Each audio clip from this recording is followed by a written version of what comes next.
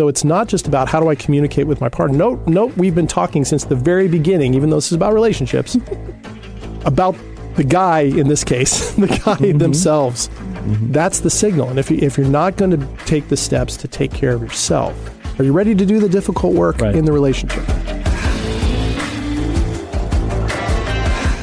Hello, everyone. Thank you for joining me, and welcome to the Glen Gilbert Connection, where we cultivate relationship wisdom for the seasoned man. I'm your host, Glen Gilbert, and joining me today are two special guests, Ashley Knebal. You got it. And JD Wyneken. Both are certified human potential coaches, and both are hosts of the Staying Power podcast. Thank you so much for joining me today. Thanks for having us. Happy to be thanks here. for having us on. Perfect.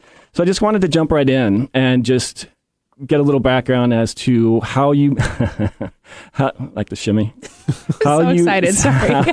How you both can help. This is normal. This is normal? Yeah, okay. This is normal for her. Nice. Yeah. How you both can help, say, those guys that are in a long-term relationship or in a relationship or in a marriage where they find themselves, and I'd like to say, coasting along. I'd interpret that as kind of going downhill, where they're coasting along. They're not sure why the relationship is maybe failing or not going the way they like or getting the output they like. Or even for those guys that were in a longer-term relationship and have now divorced and they're unsure of where to go. Basically, how do these guys that are suffering, what do they need to do, and how should they go about kind of turning things around? Basically, how should they level back up? That's a big question. And an important one.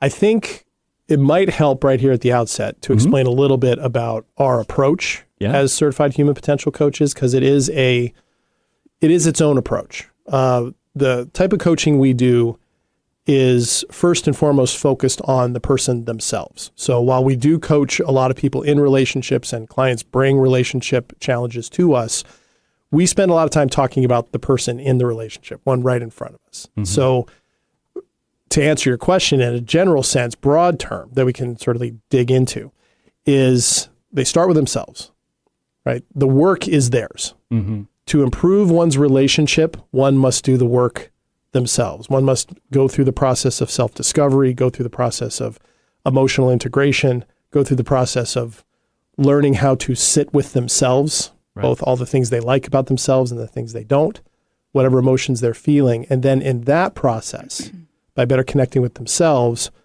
they can better navigate and see for themselves what are the ways that they can better connect in their relationships. And that's generally true. Each one of these things is very, very specific to each of those people, right? So not everything always looks the same, what that might look like. Because every relationship is, of course, its own dynamic. You have two people, each hopefully entire individuals, right, who stand free, and then that relationship is almost like a third entity. Carl Jung called it the third. That's its own entity, and that's going to look different from couple to couple because each person is different person to person. So while generally speaking, what I've told you is the approach, it always looks different, doesn't it, Ashley, from person to person and what they end up focusing on and what they end up seeing. Well, and I would say too, to your question, you were asking like, what should they be doing? I would actually reframe the question of what can they be doing? Because a should is already setting an expectation of like, this must be done or I will fail. And if it's more open of like, what can I do? That's a question of possibility. So they already feel like there is no ceiling, that they can improve, that there's hope, that there is potential. There's all these things that they're going to be able to strive for. Because if it's a should, as we've been taught, are usually stories that you have made up in your own head, your own expectations, your own fears. And you're like, I must level up to that. When in reality, it's not even reality. Right. So I would reframe the question just from the start for people who are listening or people who are coming to you with questions is let's look at what you can do in this situation. Yeah, try it out, right? Because that's part of what we do too, is helping people connect with their inherent agency, their ability to make their own choices, to see what's the best thing for them, right? The capacity to do things differently. Sure. That's going to involve some trying, some trial and error is the term I was looking for. Some trial and error. There are going to be some things that have worked, and we sometimes suggest that. Like, we've had clients before. We'll tell a client, we've had clients who've tried this. Mm-hmm. How does that sound to you? Is that something you might feel like could work for you? Yes or no? Okay, well then we say, okay, what would that look like in your context?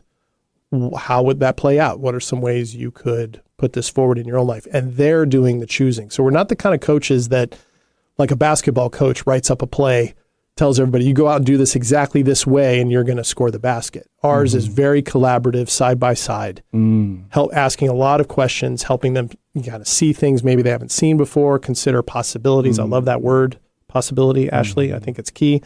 And then they try those out and they come back to us whenever the next session is. We talk about how did it go.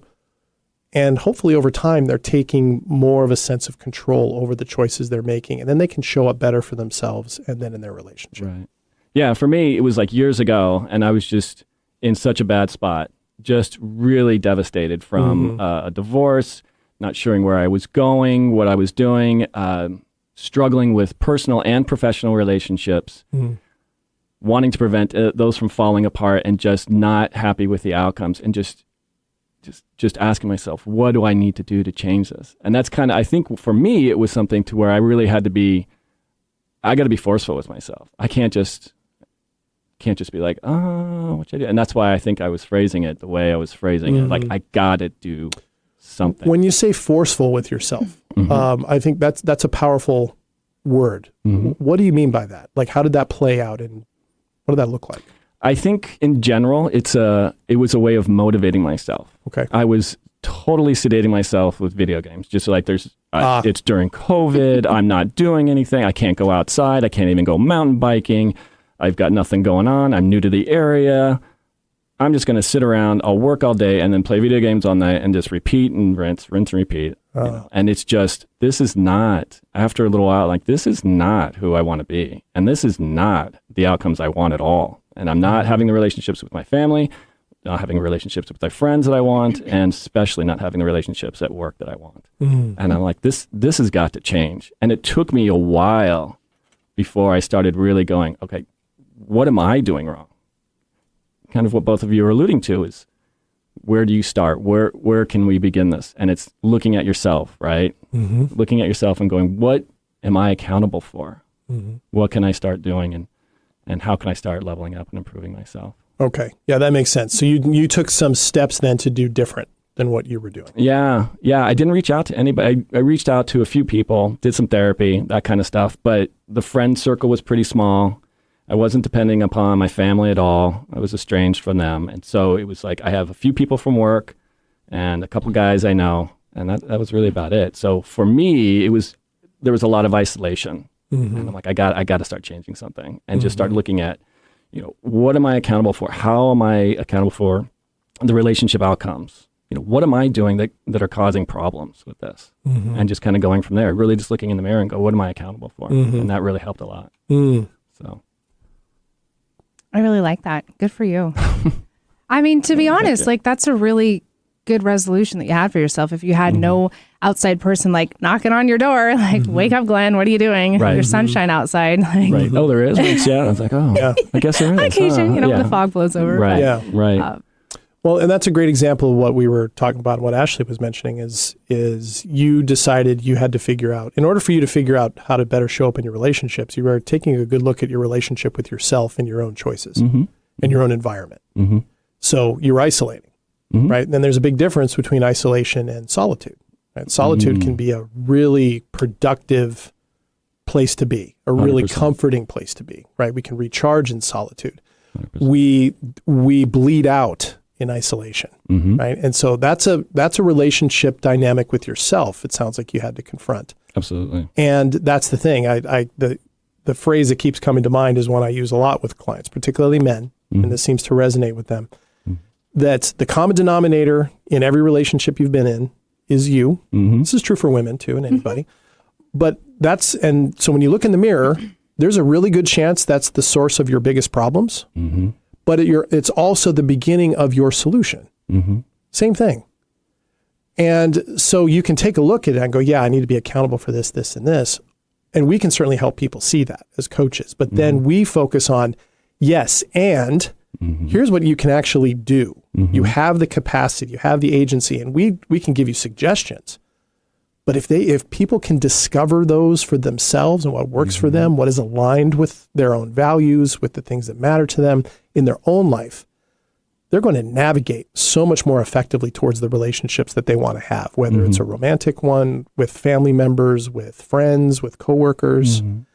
And so that moment for you sounds like it was kind of a series of realizations taking you down a path that we would, as coaches, very much recognize. Cool. Yeah, I was to the point where I'm just not digging the outcomes and I needed to change something.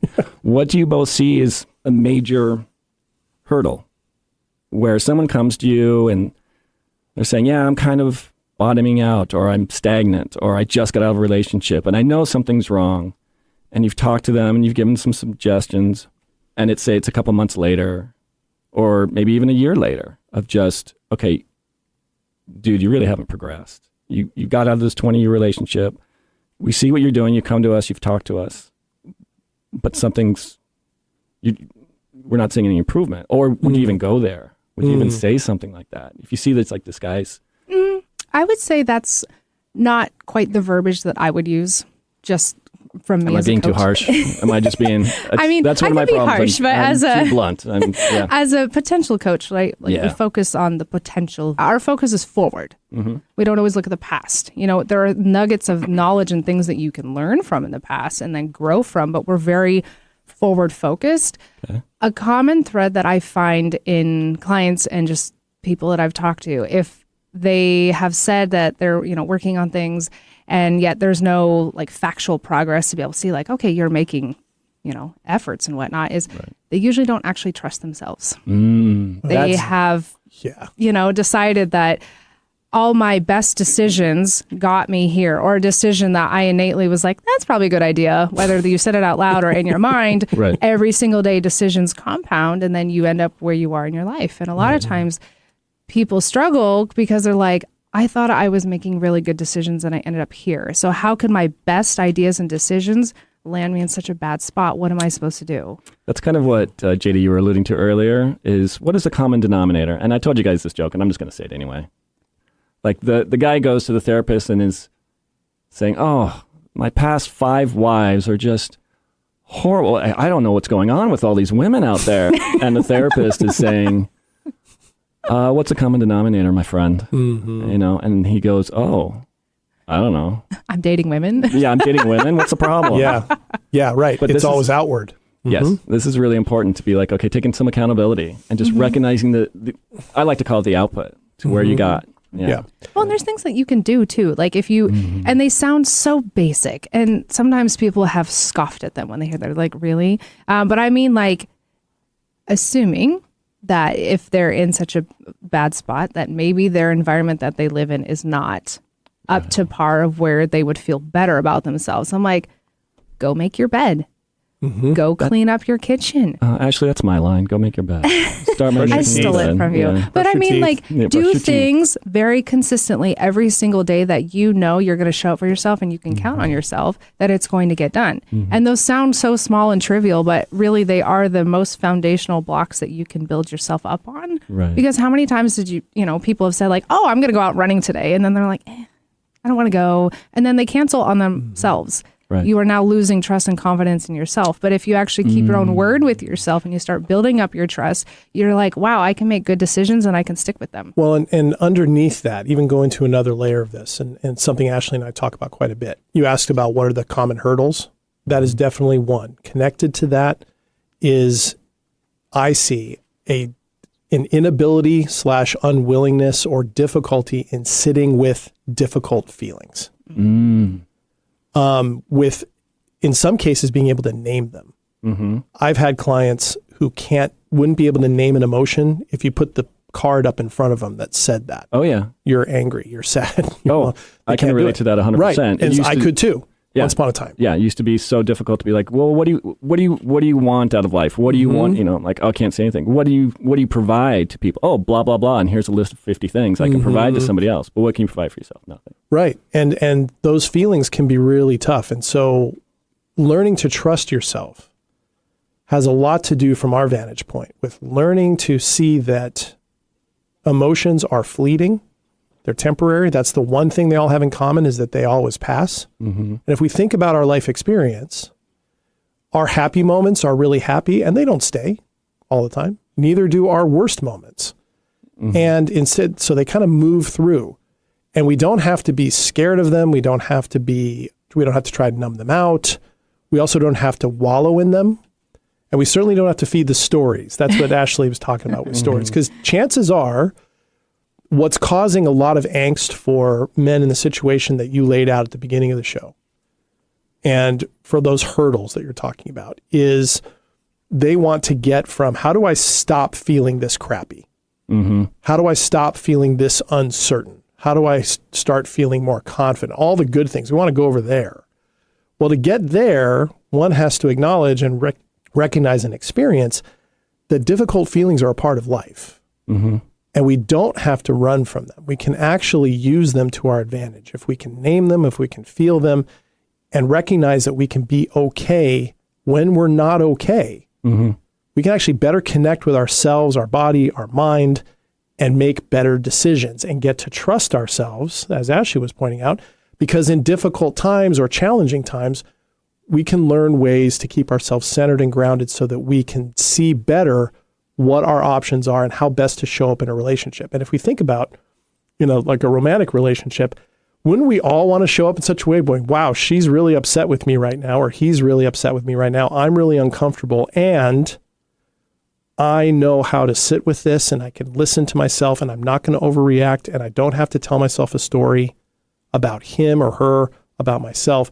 I can be right here. Wouldn't we all love that? And when our clients experience that for the first time, even if it's just for a second, it's changing. It's like they've just discovered for the first time what something sweet tastes like, or what something salty tastes like, when they've had no idea. Because in the end, we can describe all of these things. We can say, this is all the things you can do, and this is how it feels to be sitting with your feelings.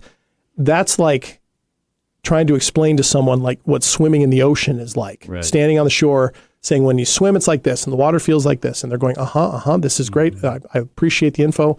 The only way they're going to know exactly what that is to go swim in the ocean. Of course. Right? Of course. So that's sort of what we're talking about. Right. It's connecting to that. So those two hurdles together, I think, are the same one. Sitting with discomfort, learning to trust yourself, and the ability to connect with that is where the agency piece comes in, where the growth comes in. There's something that when I talk with my clients that I try and frame it this way, and I've had very good success. So for everybody out there, I know where give you're it going. a shot. I love this. Well, because, like in life, like he was saying, emotions are fleeting, right? And they come and go, but there's certain ones that we really enjoy experiencing, right? Like happiness, joy, sometimes anger actually feels really good to expel and express and feel, right? And so I tell my clients, like, imagine that you have a house and you have a knock on the door and there's little children there on the porch and it's very stormy outside. It's little children, or if you don't like kids, it's puppies, or, something so cute and innocent that needs help. Like you love. Yeah, they need something. Knock on the door and you let happiness in. You're like, oh, I love happiness. Come on in, come out from the storm. Joy's there, excitement, fun. You're like, yeah, everyone come on in. And then grief shows up or sadness. And you're like, Loneliness. Yeah, I don't really like you. Are Fear. you really going to leave them outside? Yeah. Are you going to leave those ones outside? No. You're still going to bring them in because they're little children or little puppies and they still need your attention. Now, that doesn't mean that they have to sit and spend the night in your house. You can just let them sit on the couch until the storm passes and then they will go on their way. But a lot of times people, if you reframe the uncomfortable things that they're feeling and know that you can still welcome it in, and having it in you is not going to destroy you. It's not going to make you so paralyzed that you can't function because it will pass. But in the experiencing of it sitting there and then passing, you're healing. And that is actually the pathway. It's not minimizing that. It's not intellectualizing your way around that. It's actually through that. It's actually feeling that. And it's actually learning to trust that you can do that without falling off the deep end that we're all worried about, right? When we feel negative, difficult emotions, we're all worried we're never going to come back. I'm going to break in half. I'm going to die. No. Yeah. No. Chances are no. It's not going to happen. Like the book, The Power of Now by Eckhart Tolle. Oh, yeah. The Power of Now is a great read, especially to kind of get an idea of what you're talking about. If you want to sit back and, don't have access to either of you, I think it's a great book to start. It is. And it's, Tolle is very, he's very matter of fact and very compassionate and very focused on, and it's a different exercise. For me, when I read it, I had a similar reaction to you. I was like, wow. This is not even a conceptual framework I'd ever thought about before. Right. And I was fortunate enough that I was doing coaching at the time with a certified human potential coach. So it really resonated. Right. And she didn't even recommend it. I found it from a recommendation from a friend of mine. Yeah, me too. And that is really good because in the end, as important as it can be to know about our past, therapists help us with that. That's an area we don't dig into because we're not therapists. Right. As important as it is to know that, to kind of know ourselves, as important as it is to set our goals for the future and knowing where we want to go, healing and moving forward happens right here, right now. Healing is not done in the past. Healing is done right here. And I'm not the only person to say that. So I think Tolle has said that. Yeah. It's an immersion. It's just sitting in it and accepting it and taking accountability for it. And I think the house analogy is fantastic, where you're going to welcome all these great things in your world, but you're not welcoming, fear or frustration or any of these things. I would always I go to the why. Why am I not doing that? That's just me trying to analyze the whole thing. But immersing yourself in that feeling and just just, okay, I'm in it. I'm here and now. I'm doing the breathing exercises, I'm doing the eye exercises, doing the hair exercises, the whole bit. And then, wow, I'm still alive afterwards. This is pretty impressive. Because every feeling we're getting is coming through. It's funny, we think about them all the time, but our emotions and our feelings actually come from other sources, right? When we're walking somewhere at night and we get that sense that something going over there is a bad idea, our brain is telling us that, but it's taking in input from the body, right? There's a sensibility about it. And so our feelings are all telling us something. They're taking input in, not just through the eyes, not just through the nose, not just through the ears, all the things we normally talk about, but through the body itself. And then they're all interpreting that all together. And so our fear or our grief, even if we can identify, this is what I'm sad about, this is what I'm afraid about, if we can pause and be curious about the possibility of what this might be teaching us, and we learn, and we coach on this, ways to kind of, okay, whoa, this is happening. I'm feeling this and I'd like to stay with it. Here's some things I can do to calm myself down, to stay grounded. Then asking, what can this tell me? What can I learn from this? What can I do? And then to experience oneself going through it, not blocking it off, not doubting it, not slamming the door, not even holding on and white knuckling through it, but actually letting it move goes a long way. And men in particular have a really hard time with this because we are not taught and we are actually conditioned from a very young age to go the opposite direction. Be strong, be stoic, even though we don't mean it the way we say it, and don't show emotion, be the fixer, right? And be strong above all things. And then the message is strong means being immune to any difficult feeling. Right. And we celebrate that as tough. Yeah, because that's possible. That's always possible, 100%, right? Right. We can always be immune to all this kind of stuff. But yeah, I think at a young age, all of those lessons, good or bad, that's what we're used to growing up. Yep. And then we get comfortable with that, and we don't, to move on from something like that where it's detrimental to your output, we don't know any better.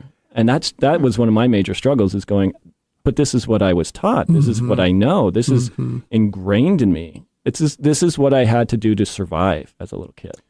Does that resonate with you, Ashley, based on your working with clients, the men in your life?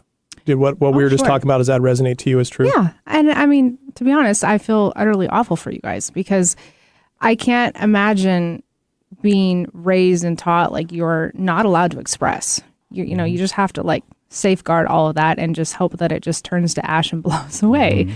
Because when when your life goes up in flames, you should address it. You shouldn't just ignore it. Right.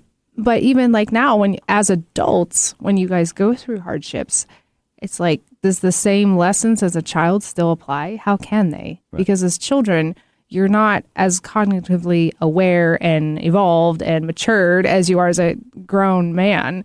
So now you have all these ideas of like, well, these are other possibilities, these are other scenarios, and I don't know how to be a strong person and ignore everything in that kind of environment. Well, and you've seen it in your own life, right? I mean, have you seen the men in your life struggle with this? Mm-hmm. You've seen that. Oh, absolutely. Yeah. Yes. Yeah, and it's detrimental, right? Yeah. It's detrimental. Yeah. It's just like having a wall up. Mm-hmm. Right. And right. Of course. I've seen some who recognize and are willing to be courageous enough to tear down the wall and see what's on the other side of it. Mm-hmm. Understanding that it's fearful to know what they might find on the other side and what they're going to experience. And I have also seen them who are like, I'm going to keep the wall up. Mm-hmm. I'm fine being in isolation. And I'm just going to keep pressing on, even though it's literally destroying them. Yeah, it comes down to that choice. Mm-hmm. If they want to do something about it or not. If they're comfortable and they don't see any detriment to it, okay. Yeah. Well, and I will say we usually don't get clients that aren't willing to go after it. Why would they reach out to you? Why would they don't come to us? Yeah. Right. They're like, I'm fine. Your life is a disaster. That's good. Right. Well, it's actually one reason why we do our show and why a show like this one is so important is because this is the area where people can hear, whoa, wait, there's another way? There are alternatives. There's another way for me to think about this, to act on this. So if that's why we do it, because being a coach, your clients are kind of self-selecting. Like they come to you because they've heard that you do this or somebody else has given them a word of mouth, endorsement. But a lot of men, I know this was the case for me, and it sounds like it was the case for you, Glenn, is that I didn't even know there was even a problem. It was, is this what life is? I'm miserable. Like my relationships don't work. I keep blowing them up. I keep undercutting them. I keep blocking myself off even though I don't want to. I didn't even know there was another way of this. I mean, I can really empathize with what you were saying at the top of the show, feeling just shredded, and lost. And my best thinking brought me here, and I even felt that way actually having done a lot of therapy. I did recovery work. Addiction is in my life, and I'd done all these things, and I still found myself emotionally getting wrapped around the axle around relationship stuff. And that took this kind of coaching for me to kind of get to go, whoa, wait a minute, there's another way to do this. And it never occurred to me that I could learn to trust what was already hardwired into my central nervous system and into my emotional state, that could take me where I had always wanted to go. And that was liberating. Yes. The level of uncomfortableness, I don't know, I can't think of a better word, but just being uncomfortable with, oh my gosh, I'm thinking or considering going out of my comfort zone. This is what I am so comfortable. Even though it's unhealthy, people tell me I'm not doing well, I'm seeing outcomes that are just very poor, but it's comfortable. And you two are providing this suggestion that it could be different. That's so uncomfortable. And it's all in you. That's the thing. Because then we got to show up for it. Right. Take accountability. We got to show up for it. And do some action. And this is what I do. It's like when I'm sitting around for I got to go to the gym. I should go to the gym. Well, I don't. And doing that whole process, half hour later, I'm like, forget about it. I'm going to watch some YouTube videos and just sit here and eat my Cheetos. I'm good. I don't need to go lift. Rather than just going, I scheduled my lift. It's on my calendar. Got to go. Yeah. Holding yourself accountable. And I think that's what you were talking about the other day is you've made yourself accountable for spin class. Oh, yeah. I made that non-negotiable. And it's just a little thing. It's kind of like making your bed every morning. It's just brushing your teeth, especially prior to a date. Brush your teeth, guys. Yeah.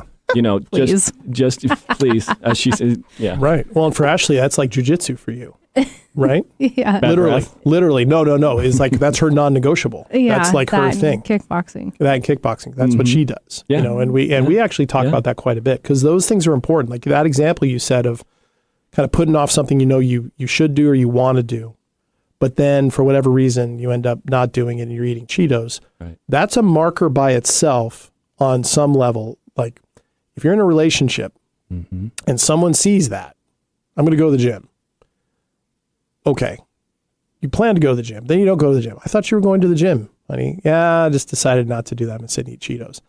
Now, your partner might just go, okay, whatever. But it does give out a signal about what choice you actually made. Yeah. the easier choice was made in that moment. Right? Oh, yes. And rather than the difficult one, and in relationships, for them to be healthy, we got to have two healthy people taking care of their own stuff.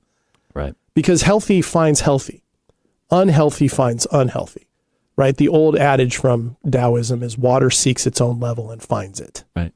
So if you want to level up, right, you got to level that up first. And that other person then can level with you if you're in connection with them, because they'll see like, okay, I can do that. You might find a way to go together to the gym. But it's not going to work. And that's a signal, whether we like it or not. So it's not just about how do I communicate with my partner. No, we've been talking since the very beginning, even though this is about relationships, about the guy, in this case, the guy themselves. That's the signal. And if you're not going to take the steps to take care of yourself, are you ready to do the difficult work in the relationship? Right. Maybe not. Right. And I will say, from like a woman's perspective, a man that says he's going to do something and then follows through is wildly attractive, because a lot of people don't keep their word anymore. So if they're, if like woman looking to a man and he's like, no, I'm going to go to the gym, and then he goes. And even though I'm like, wow, he's had a really stressful day, he's got a lot on his plate. And I would understand if he's like, I'm just so burnt out, like it's not going to happen tonight. But he's still that's gonna honest. keep that. Yes. Because that'd be honest. The biggest suggestion I would give to guys out there, and this is what I had to do too, is if you're just getting out of a relationship, and let me know if this is, wrong advice or something, but my suggestion is, and just because it worked for me, is if you just got out of a relationship, don't pursue another relationship right away. Don't just be like, okay, all right, my 20-year relationship just ended, and I think I'll go out for a walk now. It's been a month. It's been a good month since that papers were filed, and I'm good to go. Let me go out for a walk, and if I see someone, I'm going to say hi and introduce myself and see if I can get a date. I would be, that's, if you want to do that, cool. But what are your current boundaries that you're working with? What are you doing to hold yourself accountable for your own actions? Because this other person, you're going to start laying stuff on her. Well, do you even know who you are? Yes. Right. That was what I was going to say. And You've spent years, like your whole life was woven in with somebody else's life. And, if it was 20 years, 10 years, a year, you still have to extract yourself out of that. And then there's a lot of pieces of you that you're like, I don't know who this is, because they left with the other person. Right. And how much of this is really me and how much of this was compromised for the other person. It's that third, when that third disintegrates, you've had two people who have changed over the course of that relationship. So the person you were coming in before you met, you might have known yourself maybe, but you're definitely going to have to relearn who you are coming out on the way out. Sure. Because, and if you cannot be in a good relationship with yourself, and that means knowing all the emotional states, being able to experience that, knowing what works, knowing your boundaries, knowing your expectations, knowing your standards. If you don't know any of that, you're not going to be able to bring it into a relationship. You can't manufacture it on the fly in a relationship. Shouldn't depend on somebody else. No, because that's actually putting a time bomb into the relationship. It's just going to keep tick, tick, tick, tick, tick. And you spend all this time trying to avoid it or work around it or hope it goes away.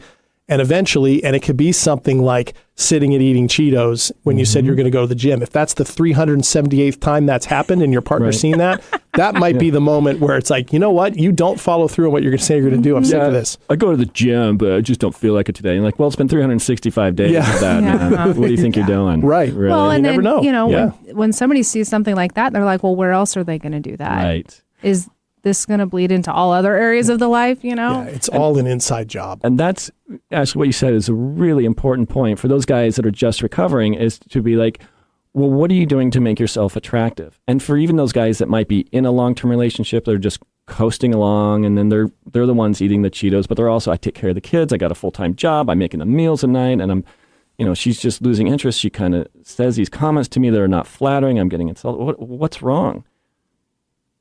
And I'm too blunt, and you guys are going to be better than this than I am, but I'd be like, dude, you're not attractive anymore, man. You've lost the attraction. You've lost the appeal that she saw in you when you first met. I don't think that's such a bad thing per se. No. I think it's really good, because sometimes people need to get slapped in the face with the reality. Like sometimes they do. And guy friends can do that for each other, or at least ideally they should be able to. That's what I was alluding to. Not alluding to, but I was thinking of earlier. both of you were talking about trusting yourself. And for guys, it's difficult to start developing trust with new people, especially as an older guy.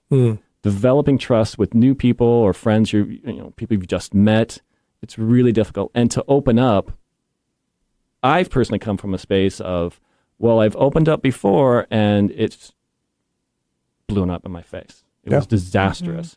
So I don't want to open up again. So I got to a point of where it's like, well, can I trust this person? But then it's like, do I trust myself? And how do you get to that point of where you can trust yourself and then trust the person you're with? What cues are you doing for yourself? If you trust yourself, though, you won't worry so much about being vulnerable. You won't worry so much about how's it going to feel if I'm open up to this person. If you trust yourself and you make the decision to share something and it doesn't go the way you thought, when you trust yourself and know yourself, it still might not feel great, but you'll be able to recognize what was yours in that. Maybe you overshared something, maybe you shared something a little too soon, or quote unquote, whatever. But you also know where their stuff is. And you can see that, go, okay, they didn't, that just didn't work. You won't worry about that as much. It's when we're in the spot where we're not trusting ourselves that we're hoping that by being vulnerable to somebody else, they'll respond well and then we can feel okay. And then that's giving them an enormous amount of power over our emotional state. And any relationship we're going to be in, whether it's a new one or whether it's a friendship or whether it's a romantic one, you don't want to be in a position where the way you're wired or the way you live your life is you wake up every single day and the attitude of the person lying next to you in bed or the people you meet at work are going to determine the type of day you're going to have. You want to be able to determine that to whatever degree you can for yourself and then respond to whatever comes your way, however your partner is the next in the morning or however your coworkers are. You respond. The former that I was just describing, you're reactive all the time. Oh, I'm feeling pretty good today. Oh, but my partner is really upset with me. That means I'm about to have a bad day. That's giving away an enormous amount of power. And so it keeps coming back to the same thing. We have to do our own work. All these questions start with ourselves. And we have to get those sorted out on some level before we can expect our relationships to get better and not keep repeating the same patterns over and over again. That can take some time. And even being vulnerable early on in a relationship, like how do women in general, would you think? Let me just speak for all women, actually. How many dates? Yeah, we want you to speak for all women here. But in general, with your clients, or even your personal experiences, when they open up to you and be vulnerable to you, is there a time frame that you see? Like, I'm really close to this man, and he's saying, this is what I struggle with. Or is it like day two or date two? It is not date two. I will Usually say that. not. Usually not. Usually not. Usually not. Yeah. And there is something to be said about a man that is very honest with himself, has done, some work. He's spent some time addressing his own stuff and he's owned it and he's working on it because he is not afraid to look at himself in the mirror and see what he sees. Women will pick up on that naturally. Yes. Because you are automatically more, what is the word? Authentic? I am able to connect authentic. with you because you are so authentically you. You radiate like a lighthouse, and I am drawn to that. That alone doesn't mean you have to spill all of your guts right off the bat, because I will pick up on it. I was like, wow, he's really intuitive with his own self. I would say as a relationship, if you're dating or, you're new in a relationship or what, you feel it out because the women also are going to hold a lot of stuff. I think especially nowadays where we don't share a lot because we don't trust that the person's going to be there next week. They're going to get what they want and they're going to just hijack it out of there, right?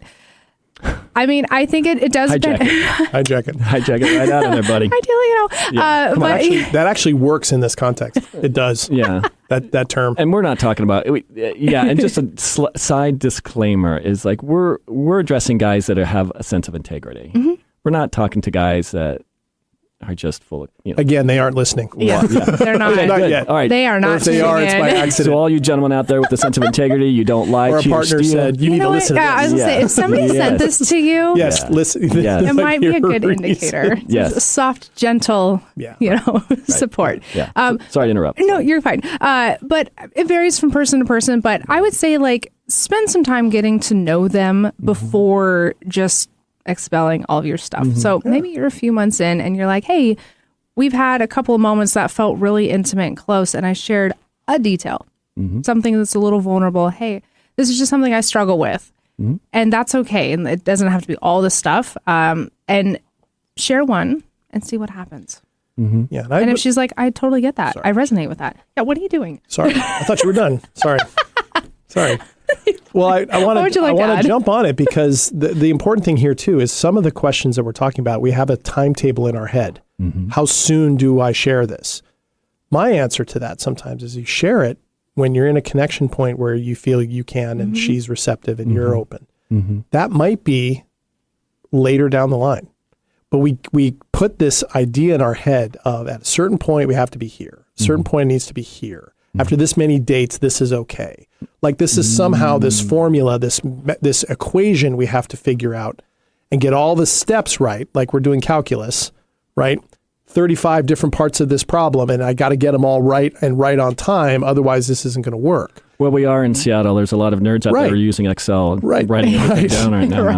But every relationship is its own dynamic, it's its own dance. It goes at its own speed. And so for me, I don't worry about that so much in my own personal life. I don't worry about that so much with my dating life, with my friends, with any of those things. I am far more interested in how well I am showing up as myself, knowing myself in a given situation, being present in that situation, and letting the connections that I have with people, whether there's a romantic element, whether there's not, grow as they are growing right in front of me, and love that moment and appreciate that moment. And the rest takes care of itself. We can't, if we get into this point where I got to be in this relationship in order to be happy, once again, that's another time bomb that you're putting in there. We have to be open to the idea that in the present is the only place we can be in any relationship that we're in. And we have no idea where it's going to go. We have no idea what it's going to look like. We have no idea if it's going to succeed or fail. Even if we get married to the person,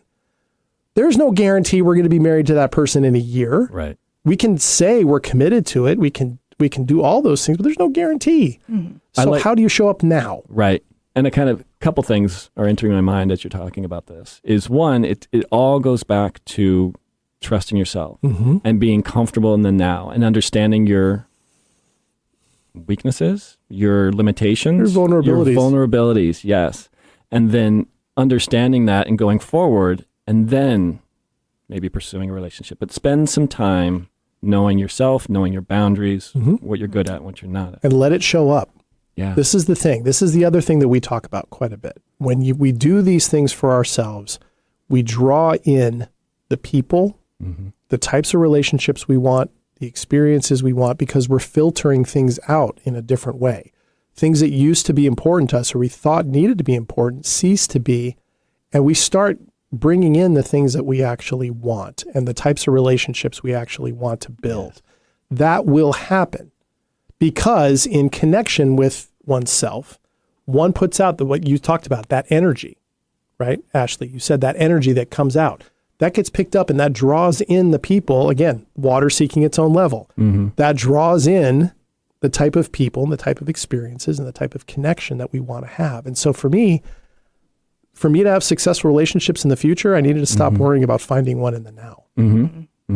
I have something to add to that if you're done. I am. I feel really strongly about that. So it took me a while to play that out. It was a good point.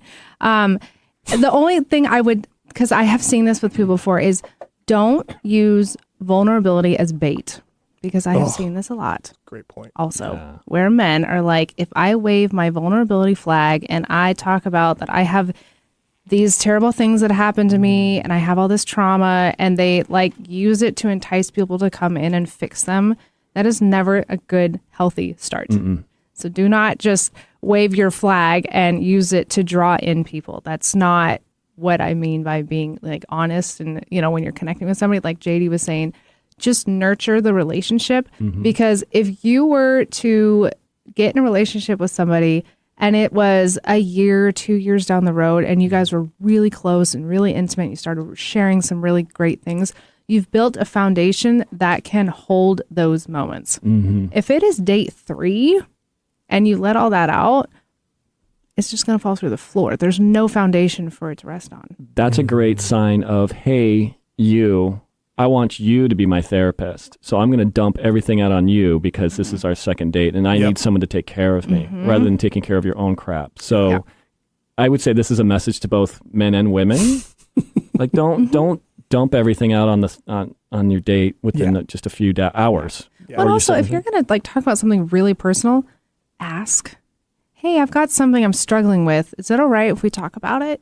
Yeah. Because we all know that person that will call us, friends, family, whatever. And you're like, hey, what's going on? And they just word vomit all this stuff. And you're like, I was not prepared. Or I've had a really stressful day. I'm not in a mental headspace where I can even handle everything. We're about to walk into the movies. Yeah, you just threw at me, right? Like, have that level of respect for the person that you're reaching out to, whether it's somebody new or somebody you've known for a long time. Right. Is it all right? Can I take 5 minutes of your time, or when would be a great time in your busy schedule where we can talk? So I really have something heavy on my heart that I need to talk about. Right.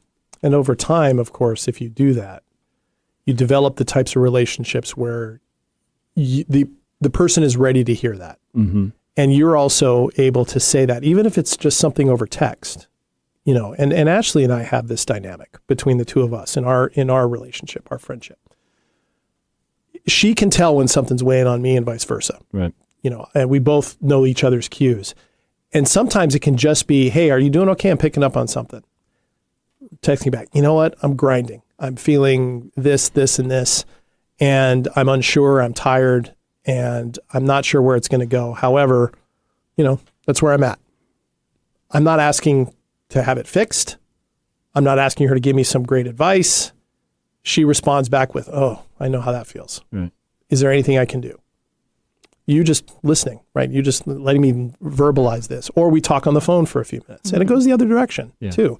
There are times where I've picked up on something from her and I've said to her, are you all right? And she goes, until you asked that, I wasn't even aware that I was grinding on that. But yeah, this is what's happening. And so we don't have experiences at all where the other person feels like they've just been ambushed, right, in our communication, right? And that benefits me in all my relationships because this is such a nice template for how I want my relationships to be. I know it helps Ashley in her relationships. And that's the nice thing about this is it going this route, doing this type of work, it spreads out to all relationships and affects them. Whereas before, all the things we were doing that weren't so healthy were infecting them. And that's what's great about this kind of work when you start to see it. And then it builds that momentum and you feel that much better. Right. So what I would encourage men listening to this is, look, if this sounds like a big uphill climb, it can feel that way only at first. But then our experience with clients that really invest in this is they are amazed at how quickly, seemingly, they start building some positive momentum because they're tapping into how they're naturally wired. And that's exciting for us as coaches. Is that fair to say? Yeah. All that? Oh, yeah. Okay. So you actually start seeing a shift. Yeah. Yeah. Like whoa, dude. Or yeah. I didn't speak for you there, did I? No, that was great. Okay. I thought I was on firm ground there. I kept looking at you to make sure I was. I was going to say, we've gotten so close in knowing each other to the point that, especially JD, he's very intuitive and like whatever's going on with me. Like he said, I'll be having a day and not even realizing because I'm so deep in it, and he'll message and like feeling like something's off, just checking in. How are you? And I might read it and be like, wow, he's right. But I'm like so busy and focused. I'm like, I don't have time to even address this. Like, love that you're checking in, but like if I break focus, like this is going to be a problem. And he'll text back later and be like, just send up a rocket emoji. Let me know you're alive and okay. And like, just that's our thing. Rocket emoji. And if I just send that tells him like, she's alive, she's okay. She's just totally buried. And you had to ask me that not too long ago for the first time. Like you had to do the same thing. You had to reach back and go, I did. Hey, send up a rocket. And I was like, oh, yep, I got to send up a rocket ship. I'm okay. We'll connect. Yeah. So the communication between you two is is really impressive. I mean, you guys are a great example of what good communication in a relationship would be like. And your little, throwing that out there, send up a rocket emoji just so I know your life, shows you care, and that by you sending it, hey, I hear what you're saying. I'm still here. You remind me of, are you familiar with James Sexton? Yeah. He's the divorce lawyer, has the book out. If you're in my office, it's already too late. One of the things he advises to stay in a relationship, just a little thing, but just put up a Post-it. Little yellow Post-it, thinking of you. Hope you have a great day. Whatever, just something. So just the little emoji to say, basically, let me know you're okay. Yes, I'm okay. Yeah. I'm thinking of you, or whatever. Yeah. In a relationship, a deep relationship, I'm thinking of you. Let me know. Now, it's interesting because that works very well for Ashley and myself. And I have other relationships where that probably wouldn't work as well. And in some of those, and they tend to be with people who live at further distances, but I have a couple of friendships where easily can always check in like that. But I also know that I'm not necessarily going to hear back right away. Right? It might take some time because that's how they are. They're not on their phone a lot. They're doing their own stuff. They'll see it. They might get back to it. They might forget, whatever. I've had to learn with those relationships to say, this is how they are. I love them as they are. I accept that this is how this goes. And I trust, because I can trust myself, I trust that they're coming from a good place and they're going to reach out when they can reach out. And they always do. And rather than tell myself a million stories, why isn't this person right? Like, what did I do? What's wrong with them? Are they dead? Right? Or did I do something wrong? Right. Instead, I honor whatever struggle they're in, whatever they're going into, and whatever they're going through, that when they come back, they feel like I've honored that. Right. And I guess that Ashley could say the same thing. I would say you could even apply that to relationships. Yes. Because, 100%. You mean like romantic ones? Yes. When you're partnered or you're dating or however you want to word it. It's very common, when you're like, okay, let me know when you get there. Okay, let me know when you're leaving, check in with me. And some people, they want that consistent confirmation that their partner is alive and okay. I'm like, but you don't. Yeah, where's my pen? No, it's like always coming back. Keep your pen with you. Yes. Yeah. But no, but always that motion of like always having to check in. Yes, I'm like, you don't do that with your best friends. Right. You don't text your friend every hour and be like, "Are you still alive? You haven't texted me back yet." And it's just honoring and respecting the fact that they are your partner, your husband, wife, girlfriend, boyfriend, whatever, but they also have a life that they are busy with. And it is okay if they don't get back to you right away. Maybe they're at work and they're right in the middle of something, or their lunch break got shortened, and so they don't really have time to text you all the updates or whatever. They're probably fine. Yeah, don't tell yourself a story. I was going to say, because that comes back to you who is anxiously wanting to have something confirmed and calm down. And I would encourage people to look, both men and women, look inside, be like, why do you need that constant confirmation? Is it because you don't trust them? First of all, they can text you while in the middle of doing something you wouldn't appreciate, and you won't know because it's just a text, right? But at the same time, and if you can't trust them, why are you with them? But also, why are you so anxious about that? There's a story inside you that probably you don't trust yourself. Yeah. Right. Yeah. That kind of reminds me of how in relationships, it's one of, I want you to adhere to my fears. And I'm guilty of this, where I'm like, you're not, kind of like your example, you're not responding to me right away, or I'm just here to solve your problems. I'm not here to listen to anything. I see the nail in your forehead. I can remove that right now. What's the problem? Right? Let me get it, But it's one of, I think, detrimental to be, these are my expectations and I want you to adhere to them. It's really bad thinking.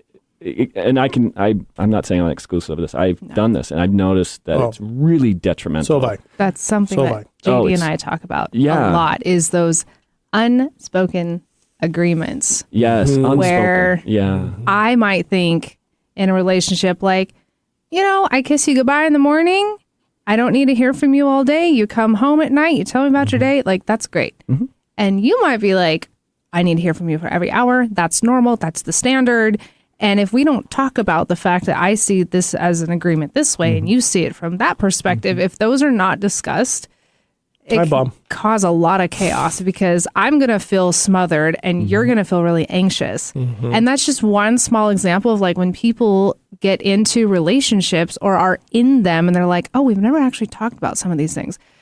There are obviously big things that should be agreed on because people, they grow up and they were raised certain ways with different influences and morality and values and whatnot. And then they get into these relationships with somebody who was raised entirely different because they probably had a different set of parents and different circumstances. Right. And yet you're supposed to come together. It's just supposed to naturally mesh like a puzzle. I was trying to look up the book. I can't remember what it's called, but it discusses exactly what you're going about. Is an anxious person versus a stable person. What is there? There's avoidant, anxious, and stable. Attachments. Yeah. Attachments. Yes. Thank you. Thank you. And just, I'm kind of cringing at the guy that's like, I need to know where you're at. And then you're like, I'm stable. I'm fine. I'm right here. It's okay, man. Well, that's the thing is we are in an agreement. Every relationship we're in has agreements in it, whether they're spoken or unspoken.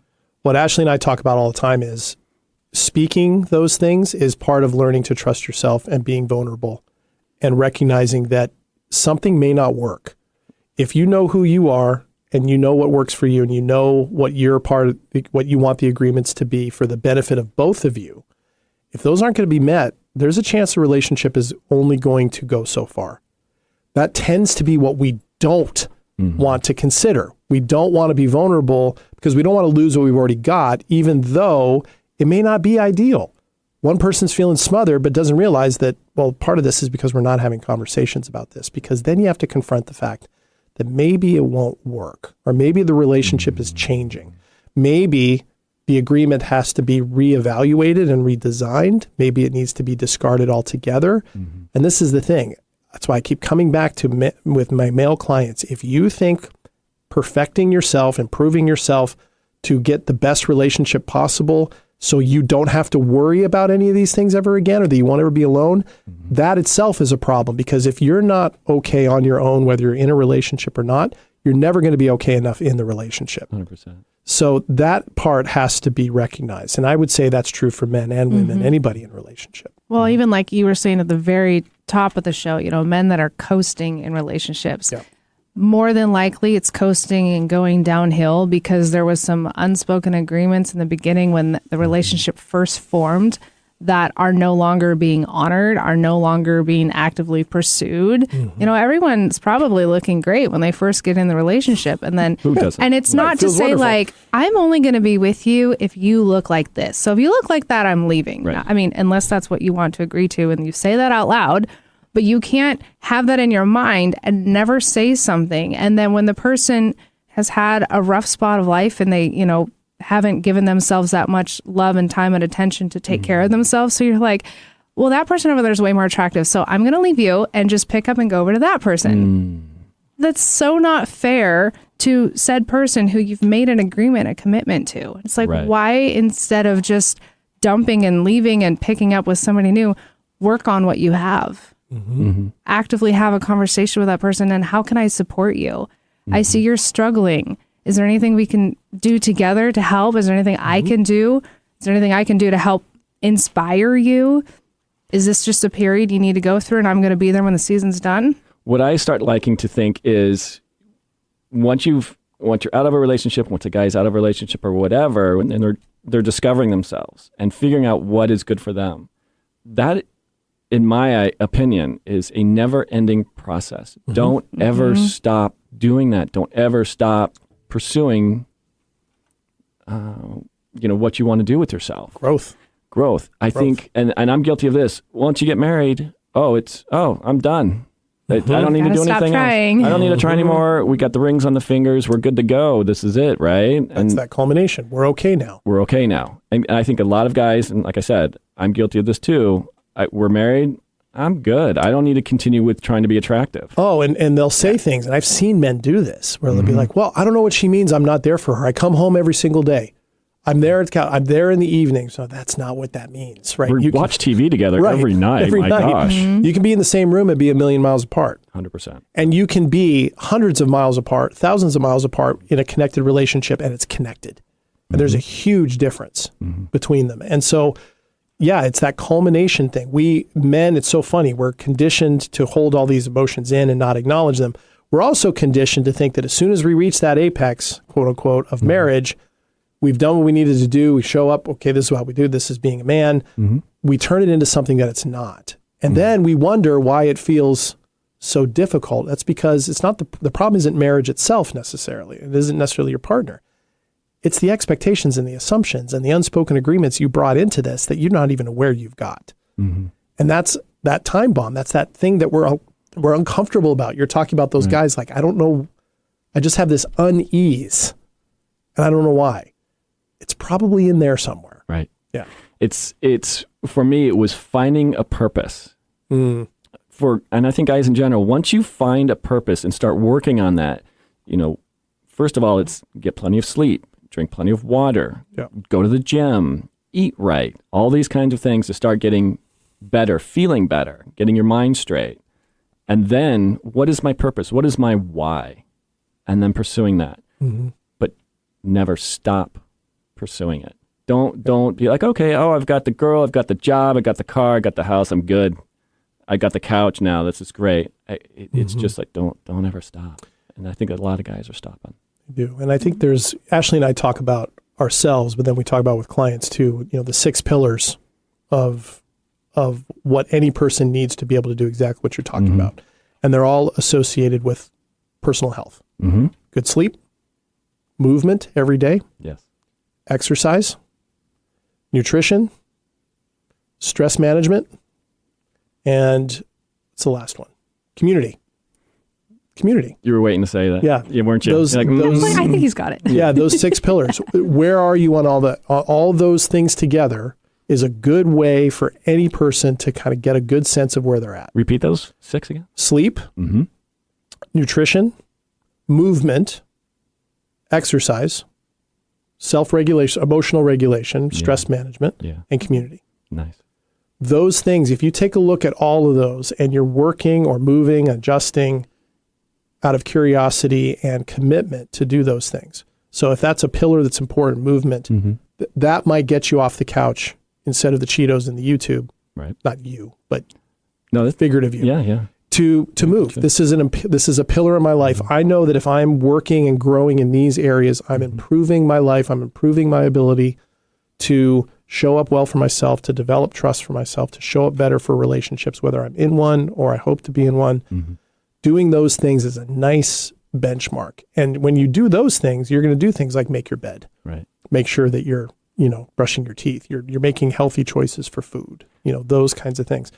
And it's so funny when we talk with clients about this, they're like, it's not what I kind of expected this was going to start with. Well, yeah, these are the building blocks. Like, wait a minute, I got to take action? What? Right. What? Right. What are you talking about? And Ashley, we've talked about this before too. Like from a woman's perspective, meets a guy who does that, who's getting his sleep, who's making quality choices with his time and his food and things like that. That's noticeable. Oh, it is. Because I don't know why. It is for women too. Well, right. Women like, too, I mean, men are going to find women more attractive that take care of themselves. And by taking care of ourselves, we're more confident. Everyone knows confidence is healthy sexy. Men will. It's attractive. Healthier men will. Yes. Will find that attractive. Yes. Other unhealthy men will find that threatening. This is true. Or she's too independent. Yeah, I like that. She's too strong. Too strong. Yeah. Too strong. Yeah. Oh, yeah. Anyway, sorry. Go ahead. No, you're fine. But there is something innately attractive about the fact that if a man follows those fundamental things, because it shows that he does prioritize his health for his longevity, and he honors his commitments and he keeps his own agreements. And those are really good foundational, because I mean, if you go like way back into the history of our DNA, like we are trying to find someone that we feel safe with, that's going to provide and protect. And that is not just a, strong person out there that has money. Like maybe way back in the day. Machismo. Yeah, right. Some edge to it. Yeah, right. I like to say, ladies are looking for James Bond that can do the diapers. Be an assassin, but also be able to come in, change the diapers, and tell me how am I feeling. And cook. And cook. Sure. Yeah. So someone. So there's got to have an edge, but you got to have a purpose as well. Right. Well, and most of the time, men who are connected are going to be willing to do the diapers. Those who are not are like, it's a woman's job. I gave you the house, and I provide you money to go get the groceries, and you're supposed to take care of everything inside. Now, I think that's fine because that was our initial, like we take care of everything at the home. He provided the home, I take care of it. Whatever you give me, I'm going to go and multiply it. That was the agreement. That was the agreement. Mm-hmm. Yeah. Mm-hmm. That's usually what they come to be. Now, like modern day, the agreement might be like, you do the laundry, I do the dishes, we take turns cooking or whatever, and that's fine. And we both need to have jobs to be able to live the life that we want. So that requires that give and take. Yeah. But I mean, you have those agreements, but it does come back down to like, if you're following those fundamental things that JD was saying, is guy or girl, that's going to already tell me that you are so much more elevated in the common society than most of the people we've run into. Like you've already leveled up. Yeah, that's on your own. I mean, somebody, and it's just, you walk into a room, somebody who is well-dressed, you notice them right away.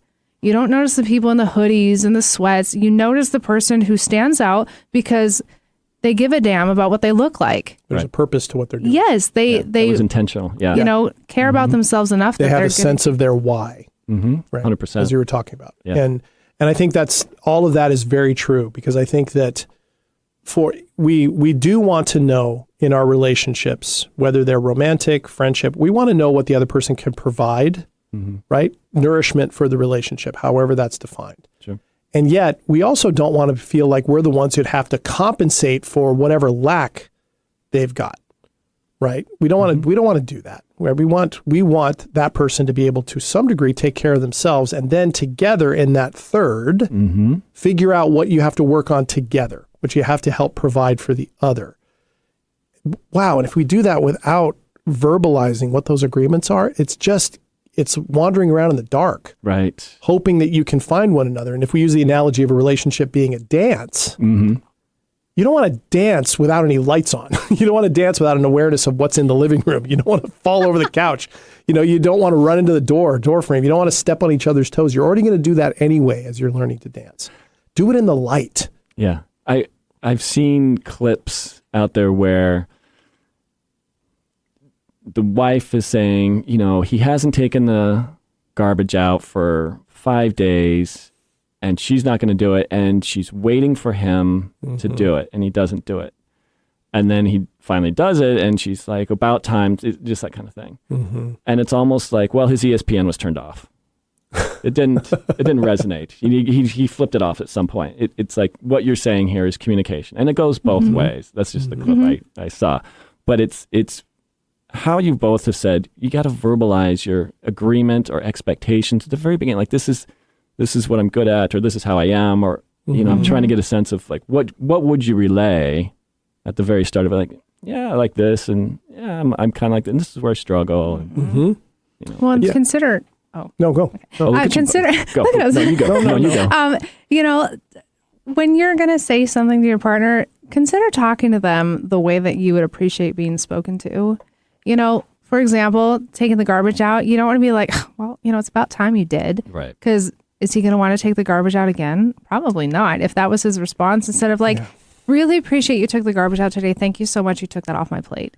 That's how I would prefer someone to say it to me, instead of when I finally got to doing something and then they just shot me down for it. Instead of a jab. Yeah. Right. Oh, I know you were busy, probably distracted with blah, blah, blah. Well, and think of what a distraction and reaction that is, because I keep thinking of what Esther Perel would say about this, right? Fights about the dishes are very rarely about the dishes. Fights about taking out the garbage are very rarely about taking out the garbage. It's about the expectation or the assumption or the unspoken agreement that's being violated by that person not doing that, and the fears that brings up. About the garbage is he's not attentive. And if he's not attentive to the garbage, which is something that is so small, how is he going to be attentive to the things that are actually big? Like that I'm struggling at work right now and I'm not sure I want to stay in this job, but I'm not sure how I can walk away and still be able to help provide for the family. If he's not even going to give a crap about the garbage for 5 days, right? How's he going to give crap about something that's actually important? Now, he may have no idea that that's where she's at. And maybe, to be charitable to the guy, if he did, he would go, oh man, okay, that's true. So let's actually talk about that. I will take the garbage out, and I'm going to work on being better at that, because I recognize that there's a message in there that you're getting. You remind me of this James Sexton interview. Not to bring up James again, but Smart guy. It was one of those situations where, obviously I think he was representing the wife, in this situation. And she relayed to him, like, he did the shopping and he would always pick up some type of crackers or something, some dessert cracker that she loved. It was just like her thing. And they were married for, I'm guessing, I'm just paraphrasing all of this, for a few years or whatnot. And that stopped. It just stopped happening. And she was like, something's very wrong. I think he's cheating. I think he's going out somewhere else. And I think that happened to be true. Don't quote me on it, and don't splice get the it. book and read it. Yeah. See the interview, get the book. Yeah, but it was something so subtle, like that, kind of what you were saying, where it may be a passive aggressive move, maybe just something to where it's like, I'm done caring. Right. Or an oversight. Yeah. Or just forgot. But yeah, maybe it was just a forget thing. But you don't know. It turned out to be, she was legit. She was right. She was right. He was just, I guess. Man, and how do you know if it's a tell that something's wrong or a story? You have to go back to communication. You have to eventually go right at that and go, what is that about? Because you stopped doing that. Yeah. And my fear is you're having an affair. Yep. Because at least then you find out. It is kind of interesting how women are very spot on with that. They tend to be intuitive. Yeah. They tend to be. Because we pay attention to habits and consistency. I would say the same thing as for guys. Or it might be, well, there's ways to be intuitive, and then there's ways to be like, I'm going to ignore every red flag out there. Yeah.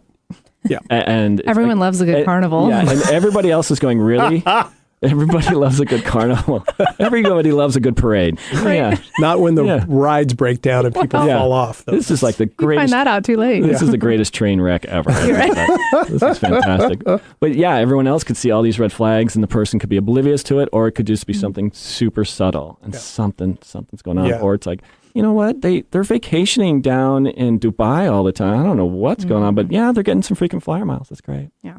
I mean, to go back to your example about taking out the trash and whatnot, he spent 5 days not doing it, because there is the other side to that coin where, maybe the wife brought it up, was like, hey, it'd be great if you could take this out and help me out with this. And he deliberately is like, yeah, I'll get to it whenever. And he's not prioritizing or valuing the fact that she has spoken up and said, like, hey, this would really help me out. And I don't mean like nagging like a dripping faucet where like, take the garbage out every day, just if she's coming at it with kindness and grace of like, hey, here's an opportunity where you could be a total win. You could be a total knight in shining armor by taking out the garbage. Easy to do, huge impact. Here's an example. There are some men that will be like, it's not worth it.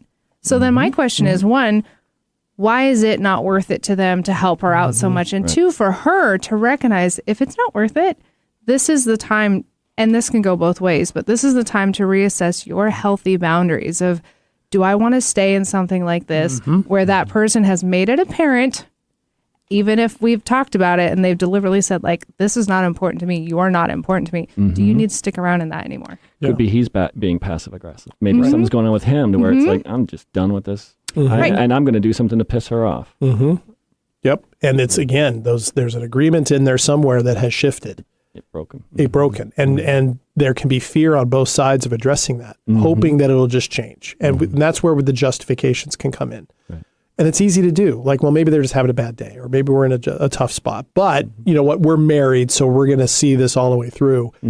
All those things, rather than just, if you're stepping on each other's toes and you're dancing, stop dancing for a second. Talk about what's happening, and either get back in sync if you can, or recognize that maybe a partner doesn't want to dance the same way, doesn't want to dance anymore.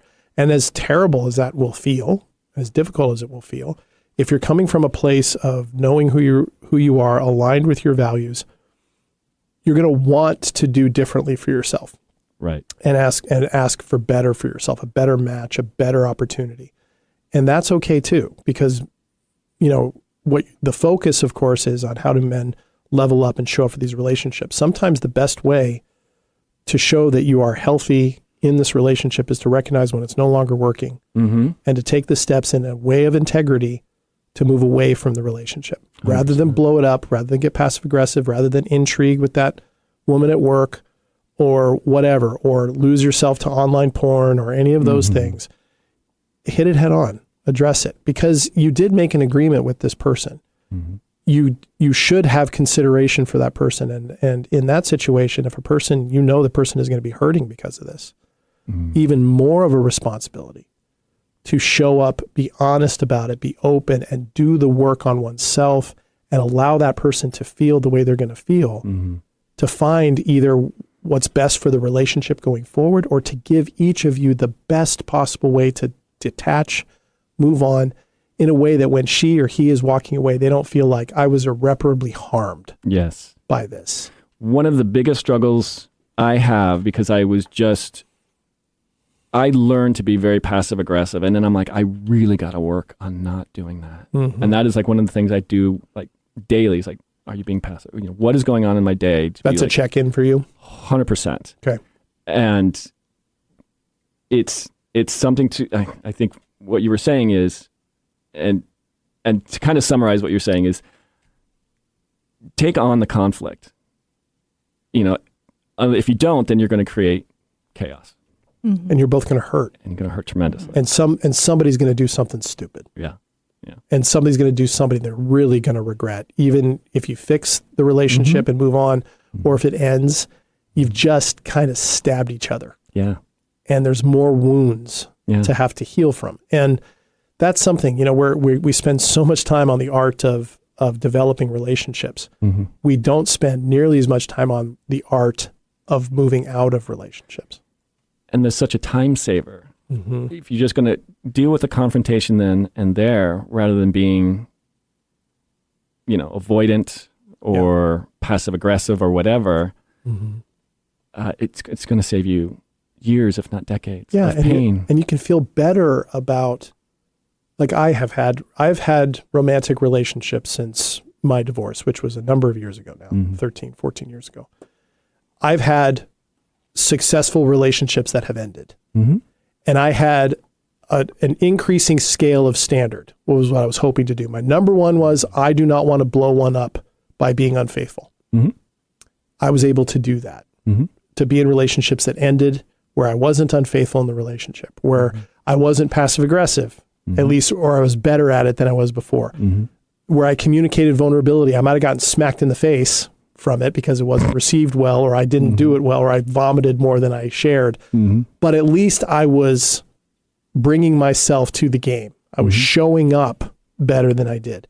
And so I've had a number of ended relationships that I all consider to be successful, in that even though they ended and I wasn't happy when some of them ended, they weren't happy when other ones ended, I didn't do anything that I wasn't upfront about. I didn't do anything that was untoward. I didn't do anything in secret.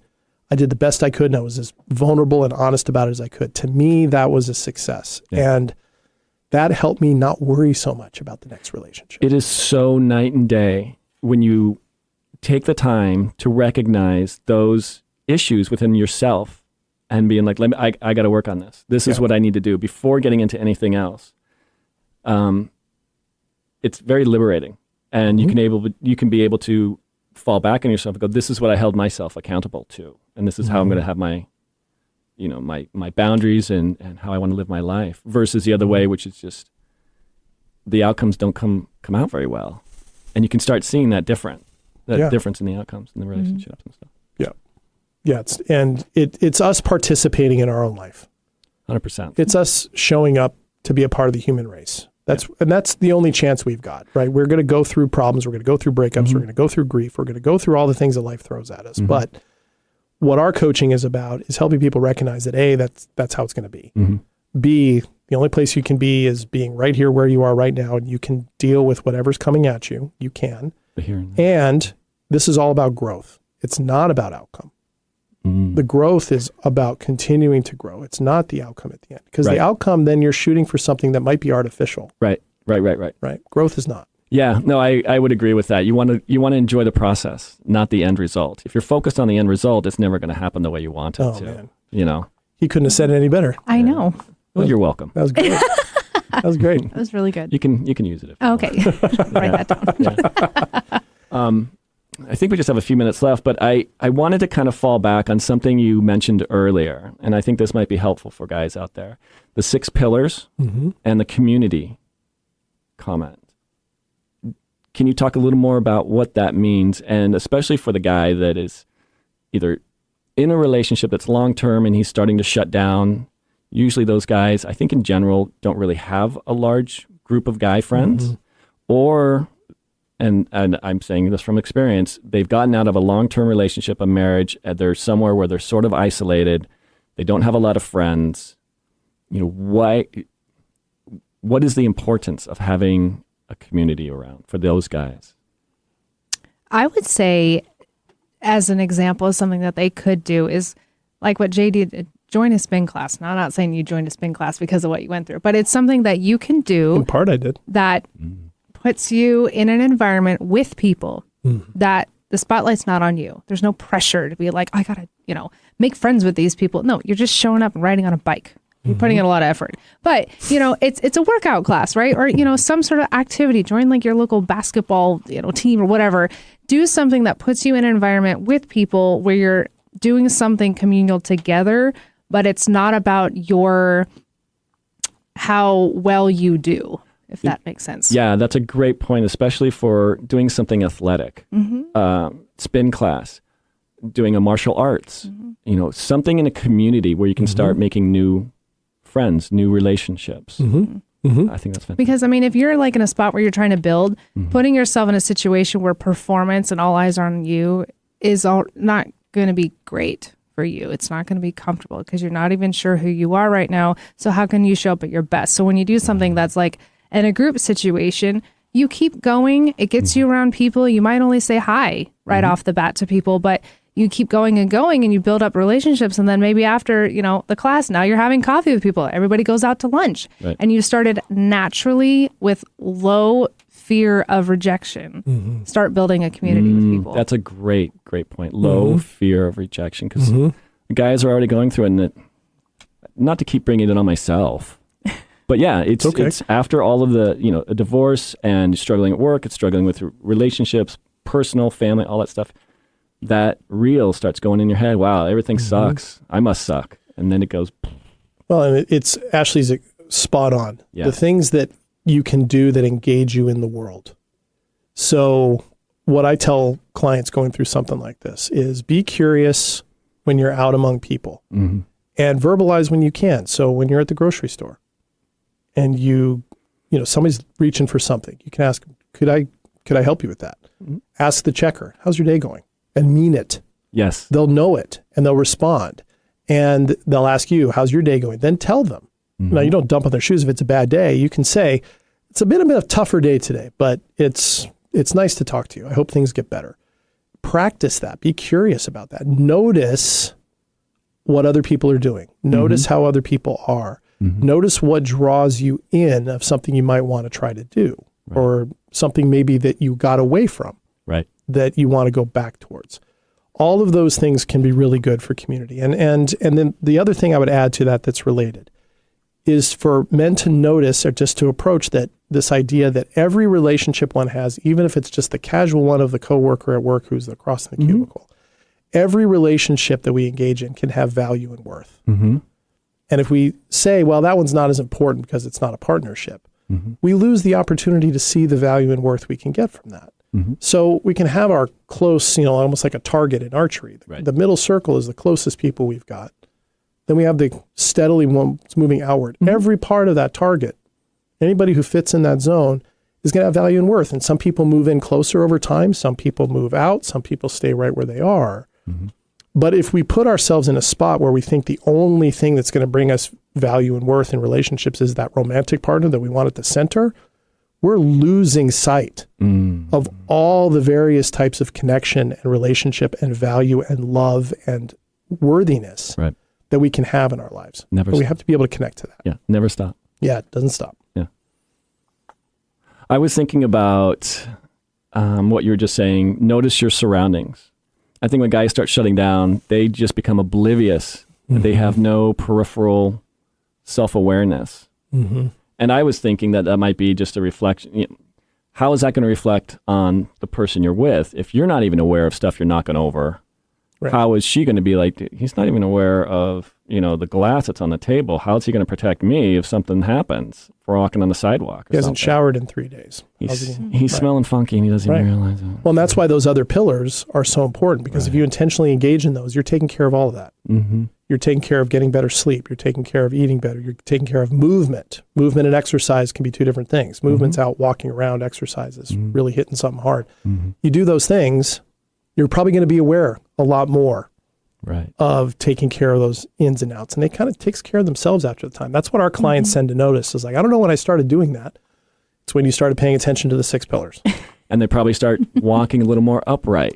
And they probably have a little more confidence going on. Yeah, and they probably start showering. And they feel better about themselves. And they feel better about themselves. Yep. It's all an inside job in the end. I really like the whole talk to everybody. You can talk to the person that's checking you out at the grocery store. You can talk to the person that's, ringing you up, getting your clothes. You can talk to, it's okay to say, hey, how's it going? And say thank you. Say thank you. Say thank you. Yeah, show some appreciation. Yeah. It's and in the world we live in right now, those types of gestures and moments are going farther and farther for more and more people than ever before. And it's okay if the other night I was meeting a buddy and I sat at the bar for a little bit waiting for him, and I was to the bartender, hey, how's it going, man? What's happening? And he just kind of was like, what's up? It was just like a total just shut down. He's like, don't even talk to me type of thing. He's like, I'm a bartender. I don't want to talk. Yeah. It was like, but you're a bartender. You should be talking. But I just kind of gave him a high. But you're going to get rejection kind of like that. You're going to get things where it's just going to be like, I don't want to talk to you. And it's like, that's okay. And it doesn't need to be about you in that situation. Absolutely. And sometimes you have no idea, like you just smiling, saying hello can actually have an impact. And maybe he wasn't ready at that time to address it, but he'll think about it later. Yeah, he did have like a double take. He was like, why are you talking to me? Because maybe most people just look at him like, you're here to serve me. Give me a drink. True. And he's like, wow, they saw me as a human being actually working. Or they just dump and they don't ask about him. Yeah. Or he's worried he's going to hear the same thing time and time again, because he probably does. So where can people find you? Everywhere. No. Everywhere. We're omnipresent. Well, if they want to connect with the show, the podcast, the show is called Staying Power, and it's on wherever you get your podcasts. It's also on 1150 AM KKNW in Seattle, so you can find it there. You can reach out to us directly. Email is stayingpowershow@gmail.com. And if you find us one of our episodes, our show notes have all the other connections to us. So our Patreon site, our social media feeds. We have a YouTube channel coming soon. That's the best way. But we love to hear from people. And we're available for coaching, certainly, but we're also available for opinions on something, right? If somebody has a problem or something like that, we're more than willing to chime in. And we've done that before. But that's the best way to find us. Okay, perfect. All right. Cool. Well, thank you both for joining me today. Thank you so much for having us on. Anytime. This was great. Fantastic. Both of you are always welcome back. Oh, appreciate that. Yeah. Appreciate that. And we're gonna bring you on ours, because this is an important thing that you're doing, and it's an important set of conversations to be putting out there. So I've talking about feeling connected. This has felt like a very connected conversation from start to finish, and that's been really good. Yeah, it's been really I love good. it. Yeah, it's been really good. Yeah, great. Thank you. Thank you. All right. Yeah. All right. So if you've enjoyed this episode, don't forget to subscribe to the podcast and leave a review. We'd love to hear your thoughts and experiences.